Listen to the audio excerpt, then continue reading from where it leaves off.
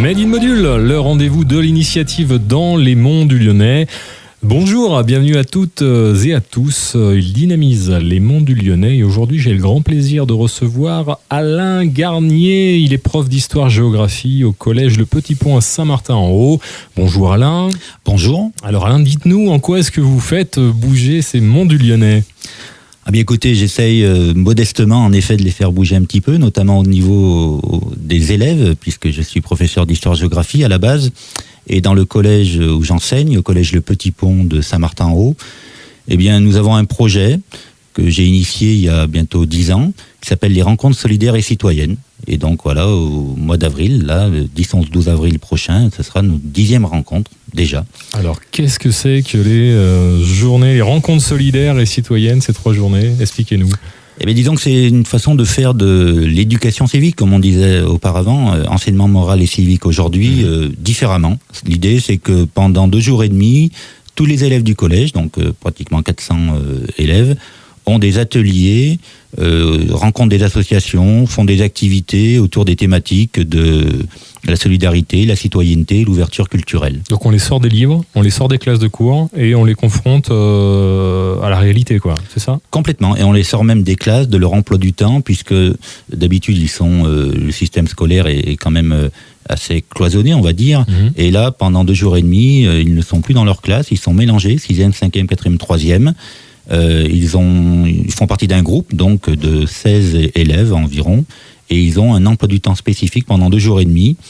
Ils peuvent aussi bien rencontrer Amnesty International qui est fidèle aux rencontres depuis le début, que faire une activité de basket en fauteuil pour découvrir le handicap. Ils peuvent se rendre à la maison de retraite, rencontrer les résidents. Voilà, c'est très éclectique. Et ça permet une ouverture d'esprit sans doute plus grande.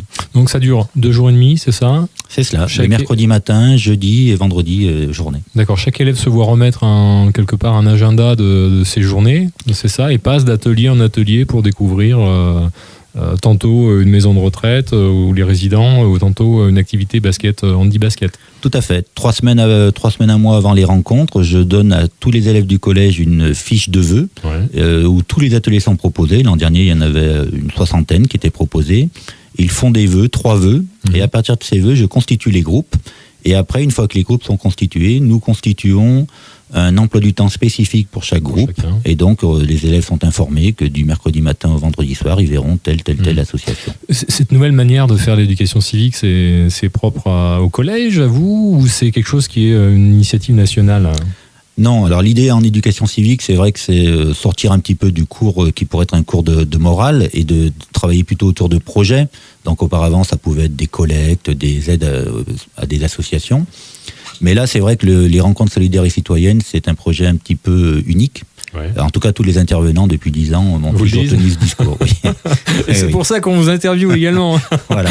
Donc je pense, en effet, ça contribue à l'identité de notre établissement. Et puis, oui, c'est bien d'innover. Et ça fait 10 ans que vous innovez.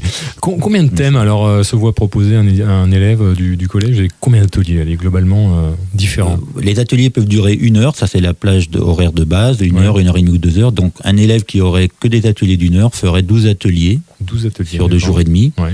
Après, voilà, s'il reste au collège 4 années, il est multiplié par 4. Après, bon, j'espère que les élèves ne redoublent pas pour faire une année de rencontre supplémentaire. Quand même pas. Alors, ça mobilise combien de personnes ? Parce que j'imagine que vous n'êtes pas non plus tout seul à organiser ça. Combien d'intervenants extérieurs ? Combien de personnes mobilisées ? Tous les profs du collège sont mobilisés, c'est ça ? Oui, c'est vraiment un projet devenu un projet collectif et un projet de l'établissement. Donc, de toutes les personnes, depuis les personnes de l'accueil jusqu'au principal, tous les enseignants, tout le monde. Ça implique également les parents d'élèves, puisqu'on a une 50aine de parents d'élèves qui viennent pendant les 2 jours et demi encadrer les groupes. Et on a à peu près 70 à 80 intervenants chaque année qui viennent au collège, voilà, soit sur une demi-journée, soit sur 2 jours et demi. Bon, et les élèves, ils en pensent quoi alors une fois qu'ils ont passé ces 2 jours et demi il faudrait leur demander directement, mais je pense que dans l'ensemble, ils sont plutôt ravis parce que justement, le collège, pendant 2 jours et demi, c'est un établissement complètement différent. C'est vraiment une ruche où il y a pour eux aussi davantage de liberté, d'autonomie.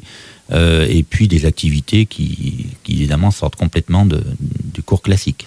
Et pour vous, alors, Des rencontres réussies, c'est quoi au bout des 3 jours, là, ou 2 jours et demi Ce sont des rencontres où tout le monde a trouvé du plaisir et de l'intérêt à y participer, aussi bien les élèves que les adultes encadrants et les intervenants. Quand les intervenants me disent c'est génial, à l'année prochaine, je suis ravi. Et quand les élèves ont le sourire, quand je les croise dans le couloir, je suis ravi également. Bon, alors si on a des gens qui veulent participer ou amener un petit peu d'expérience, vous êtes ouvert? Bien sûr, tout à fait. Je suis toujours à la recherche de nouveaux intervenants, de nouvelles thématiques en rapport avec les enjeux que font vivre les rencontres solidaires et citoyennes.